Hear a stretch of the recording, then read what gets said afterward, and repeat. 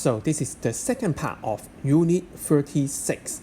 So we are going to study the reaction rate.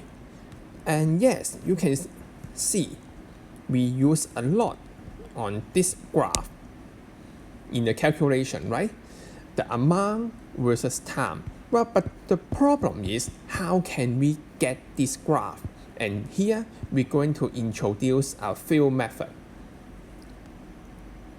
The first method, okay, you are familiar with that. How can you find the concentration of a certain substance? Well, easy, by titration, right? Yes, we carry titration from time to time. For example, in every 5 minutes or in every hour. So of course, it is easy, but as most of you understand, titration is a very time-consuming process. This is first part.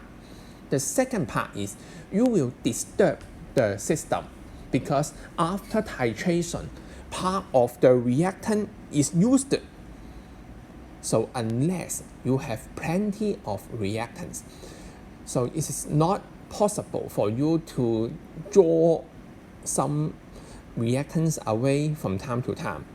So here we introduce how can we measure the amount by using change of physical properties. And here shows. The first one is if your system or your reaction involve gaseous product. For example, metal react with acid, carbonate react with acid, so you will get extra gaseous product. Then you can measure the change of volume. Well, this is the first point. How can we do so? Either by using gas syringe, well, this is gas syringe, or using a inverted measuring cylinder, something that have marking on it in a trough of water. So you can expect if you use gas syringe, the punch will move backward when there is gaseous bubble comes out, right? So all you need to do is monitor the reading and mark down the value like this. Well, for the first minute, after mark down here, the second minute here, and third minute, so on and so on and so on. So this is the first part, or use the marking in the measuring cylinder, right? So here we got the data. Within different minutes, we got or measure the volume of gaseous product obtained, and then use the same method.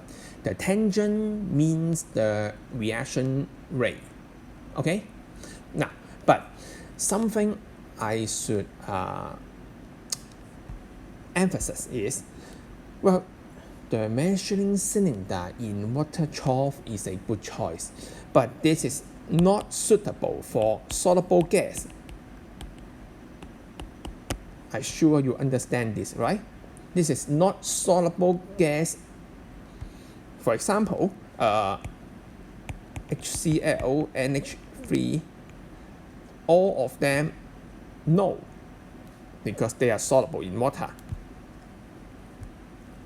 And okay, here is the checkpoint. So what will be the picture or diagram is suitable? Well, A, B, C, D, I'm sure 2 of them is not the correct answer, right? Yes, A and B is not possible because the volume of hydrogen at time equals to 0 should be 0, right? The second one is it doesn't make sense for no gas volume increase or even decrease, right? It doesn't make sense. So only C and D remains. So, but which one is the correct answer? Right, is here. The key point is here.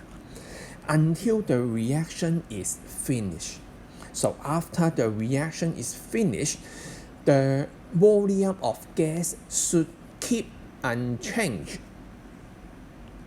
Is this part. So C will be the correct one.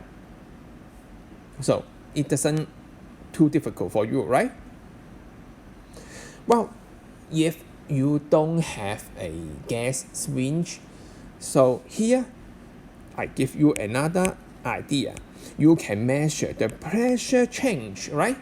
So in a closed system, so you can see there is a bottle here. The volume is fixed.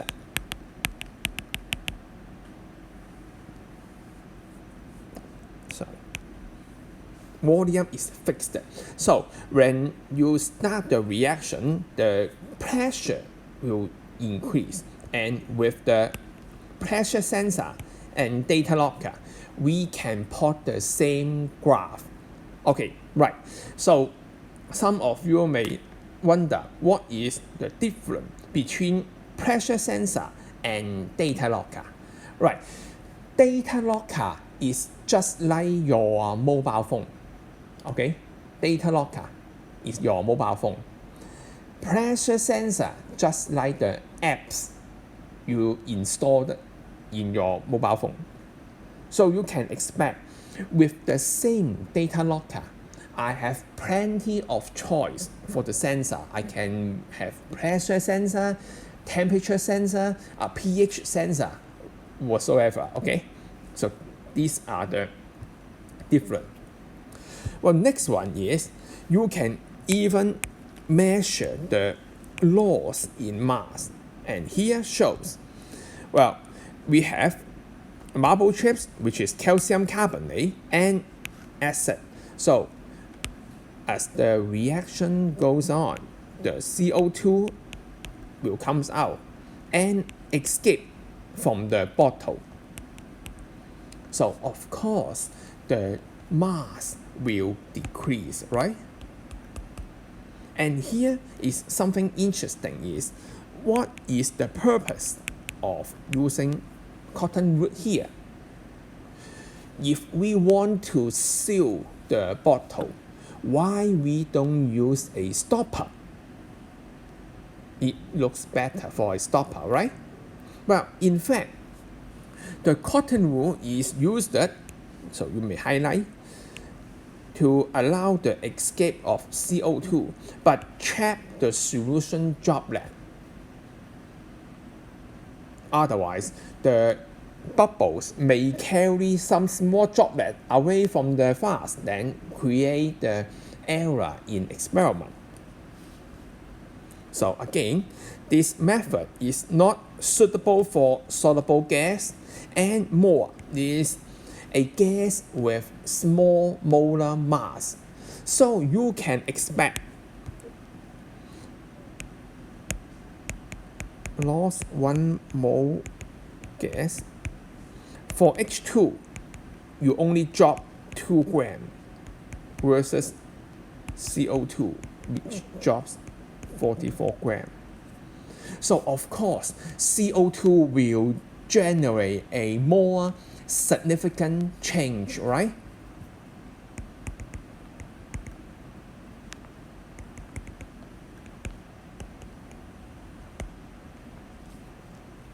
And this will reduce the measuring error.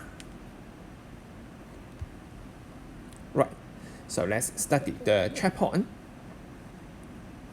So after you invert the fast, the hydrochloric acid will react with the calcium carbonate. So I want to ask, what will be the final mass here?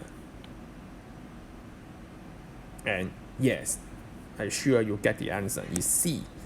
Because nothing is escaped or added, right?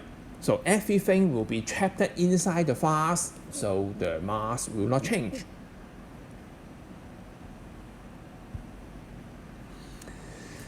The fourth one is a bit challenging, is measuring the color intensity change by kilometer. All right, so please be careful. This is kilometer. It's for color. Do not mix with calometer in unit 34. Calometer is used for measure calories.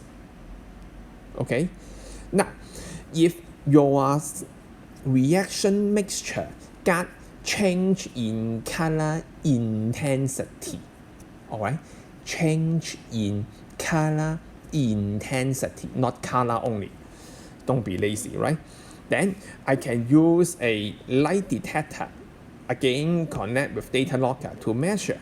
And there is a lot knowledge, okay, for this. But let me go to the result first. Is when deeper color, they will absorb more light. So we have a scientific term called absorbance for that. All right. So here is a good example. The bromine solution after reaction, the rest of them are colorless. Okay, so you must write down this sentence. Only bromine is colored, while the others are colorless. So as the reaction proceeds, you can expect the orange color get fade and finally become colorless. Well, this is color intensity change. All right. So in order to increase the efficiency of the colorimeter, okay, I should place a suitable filter to let suitable light pass through the sample. All right, so here I introduce a concept called complementary color. Let bromine as an example. If you want to measure, okay, this is, for example, bromine solution, which is orange green, orange brown. So orange brown. Well, so I should use the complementary color filter, blue, because blue light. Because if this is orange color solution, that means they are most sensitive to the complementary color, that is blue light. When blue light pass through the bromine solution, every single blue light will be absorbed because it is very sensitive for orange brown solution. So if you have no idea, please refer to my previous video about the color formation. Okay. So what about if you use orange color filter accidentally? All right, if you use orange color filter, then you are producing orange color light, right? Orange color light pass through orange bromine solution, then nothing will be changed. So your detector will see nothing, and this create an error in experiment. Okay, so always use complementary color chart. Okay, don't worry, this is not visual art lesson. We will not give you very difficult choice. Okay, so just remember the color in rainbow is 5. For example, the rainbow spectrum. So you can see this from red to violet. So if you want to measure the orange one, then just take away the orange, red, and yellow from the rainbow spectrum, and all you receive is green, blue, and violet. Then take the average, it's fine, then it's blue. That's it. Okay, so this is the function of filter. The next one is you must, before the experiment, you should teach the machine about the relationship between absorbance and concentration, right? Don't forget, all you need is amount, that is concentration against time. This is what you need. But the machine just give you light absorbance. So you should build a relationship between them, right? So I use a curve called calibration curve to teach the machine. Right. First, I prepare a standard solution of bromine in different concentrations. Oh, this is very important. Okay, and then I try to measure and record the absorbance of each standard solution. Alright, the first one is here, the absorbance is here.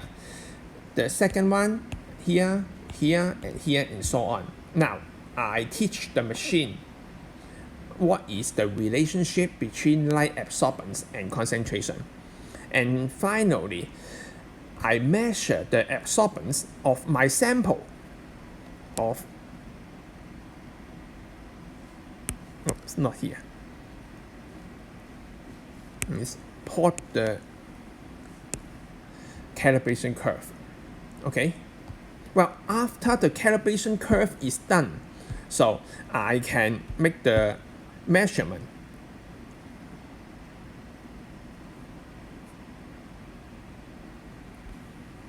That is, conduct the experiment, makes the sample bromine solution and measure the absorbance like this.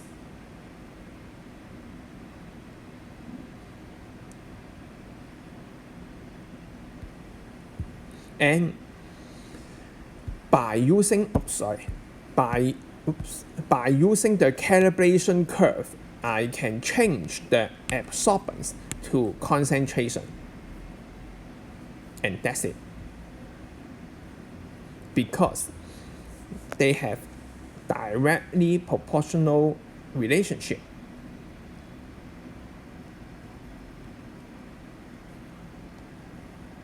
And with this method, I can follow the process of experiment from time to time, even from second to second, right? Now, the final one is very, very, very difficult for you. So please pay attention. The final one is called measure change in turbidity of the reaction mixture. And okay, first, let me introduce equation for you. This is important. Well, this one is called thiol sulfate ion. Thiol sulfate ion. So after react with acid to form sulfur, which is insoluble in water. So you can expect with more and more sulfur formed, the solution become cloudy, right? And here shows, starting, I put a paper with a cross mark.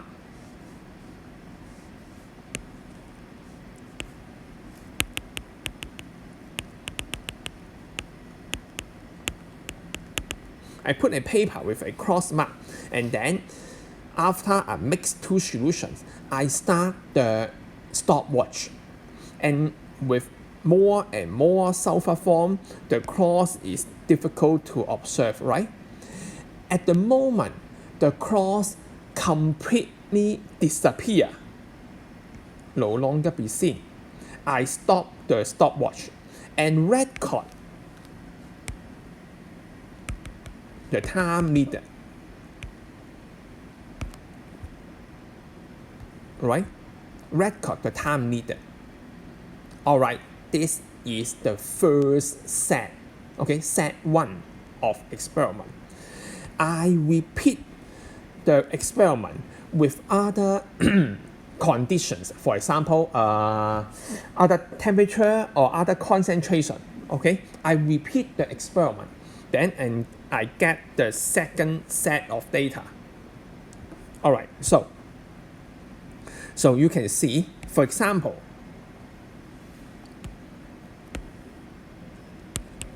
set 1, set 2, right. Set 1 use 80 seconds for the cross mark disappear. Set 2 use 40 seconds. So, time needed. Of course, set 2 need less time. So, which one is faster? Of course, set 2 is faster. Oops.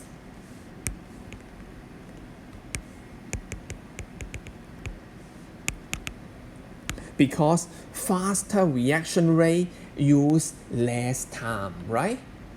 This is the first point. But the second point is how fast? Well, we can only say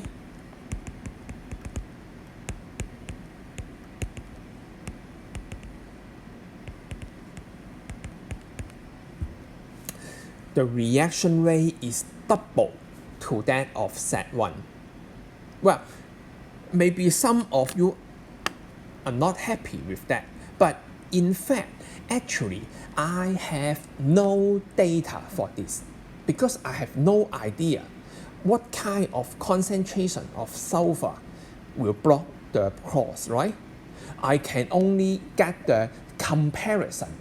Set 2 is double to that of set 1. That's it.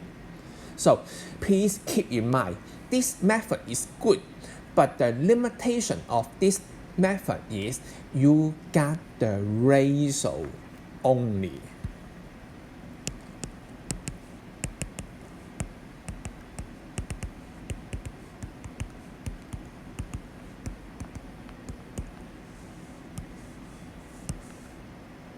Sorry to say, you cannot get the exact value. We only get the ratio. All right? Yes. So please highlight this. Yes. And cannot get the actual reaction rate. Just compare. Okay?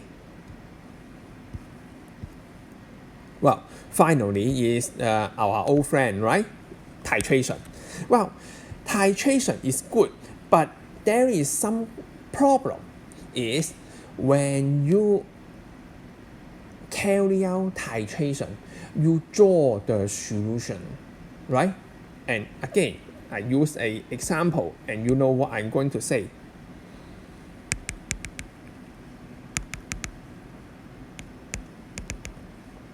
At time equals to first minute, okay, I take out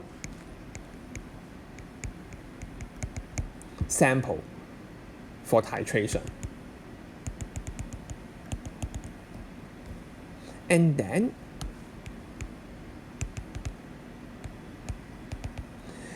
I carry the titration at third minute. So the problem is I get the result, but the concentration I get or the result I get is in first minute or in third minute. But that's the point, right? Because I draw the sample in first minute, but I carry the titration at third minute. So the result I obtain reflect to the first minute or the third minute. Well, that is the problem, right? So in order to solve this problem, I introduced a method called quench. quench is just like freezing. I stop everything. Okay, I stop everything. By using this example, if I quench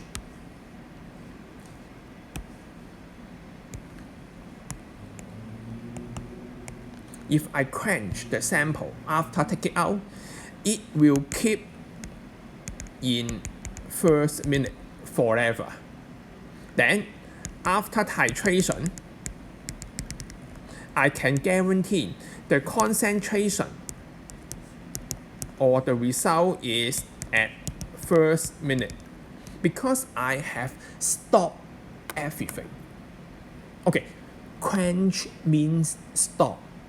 Okay, I have stopped the reaction, so everything is kept in the first minute, and then I carry titration. So you can see the importance of quenching. But how can we do it? The quenching can be done by the following method. So please remember, okay? First of all is lower the temperature. You use freezing or freezer to stop or slow down the reaction rate, just like what you have kept in your fridge. Okay, the food you keep in your fridge is because they will deteriorate easily in room temperature. With low temperature, we can slow down the process, right? Wait until your dinner time so you can enjoy the food. The second one is, if the reaction involves catalyst, then you remove it, it's fine. Because after remove, you can slow down the process. The third one is, you try to dilute the reaction mixture with large amount of water, because after dilute, the concentration of reactant will drop, and hence the reaction rate will also drop. Well, this we will discuss in next chapter. Alright, finally is, if you are lucky enough, you can add quenching agent to remove one of the reactant. So with the reactant disappear, of course your reaction stops, right? And then everything goes on, right? Everything as usual. You carry titration in for example, every 10 minutes. So you can get this picture. Alright, so this is the end of Unit 36. So please complete the checkpoint. You must finish every single of that because they will appear in your examination.